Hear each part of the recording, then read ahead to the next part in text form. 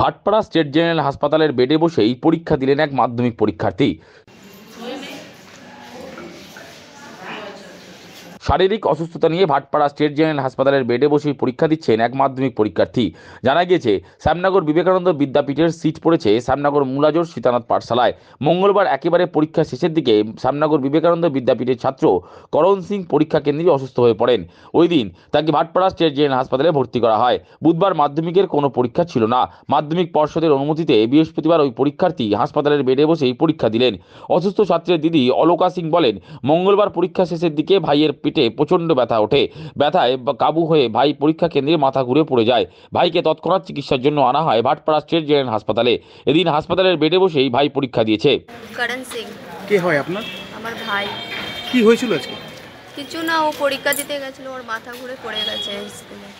তারপরে স্কুল থেকে পেটে ব্যথা, ওখান থেকে বেশি ব্যথা হচ্ছিল, তো আমরা ওখান থেকে ওকে হসপিটালে নিয়ে আসলাম স্কুলে থেকে। এখানে এসে বেশি ওর জ্বরের ব্যথা হয়েছে, হাত পা পুরো কাঁপাচ্ছিল, তাহলে ওকে অ্যাডমিট করা হয়েছে। ও কি পরীক্ষা দিচ্ছে এখন? হ্যাঁ, ও এখান থেকে পরীক্ষা দিচ্ছে হসপিটালে থেকে, গোলঘর হসপিটাল থেকে। আপনি কে হন? আমি ওর দিদি।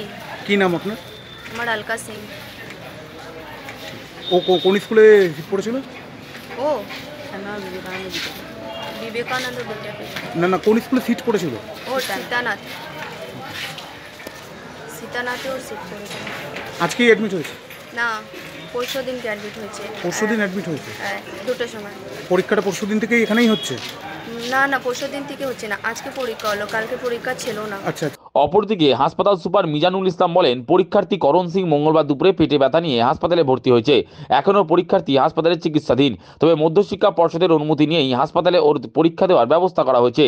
ওর শারীরিক অবস্থা এখন অনেকটাই স্থিতিশীল। গত পরশুদিন ওই পরীক্ষার্থী যে করণ সিং সম্ভবত নাম, তো হঠাৎ পেটে ব্যথা নিয়ে হসপিটালে ভর্তি হয় এবং তারপর হসপিটালেই চিকিৎসাধীন আছে। সেই জন্য চিকিৎসাধীন থাকার জন্য সে রিকোয়েস্ট করেছিল তার ফ্যামিলি মেম্বার যাতে সে মাধ্যমিক পরীক্ষাটা দিতে পারে। District inspector of school Barrackpore আমার সঙ্গে কথা হয়েছে এবং তারপর আমি পারমিশন দিয়েছি যে হসপিটাল থেকে পরীক্ষাটা যেন দেওয়ার ব্যবস্থা করা হয় এবং সেই মতো আমরা ব্যবস্থা করেছি। ও আজকে পরীক্ষা দিচ্ছে হসপিটাল থেকে, এটুকুই। তার শারীরিক অবস্থা কেমন আছে? তার শারীরিক অবস্থা এখন স্টেবল আছে, ভালো আছে। হ্যাঁ, তবে এখনও ডাক্তার তাকে ডিসচার্জ করেননি, সেই জন্য সে হসপিটাল থেকে পরীক্ষাটা দিচ্ছে। হ্যাঁ, তো পেটের ব্যথা অনেকই কমে গেছে। আমাদের ওষুধ, ইঞ্জেকশন, স্যালাইন যে সমস্ত তাকে ট্রিটমেন্ট দেওয়া আছে তাতে সে এখন স্টেবল, ভালো আছে।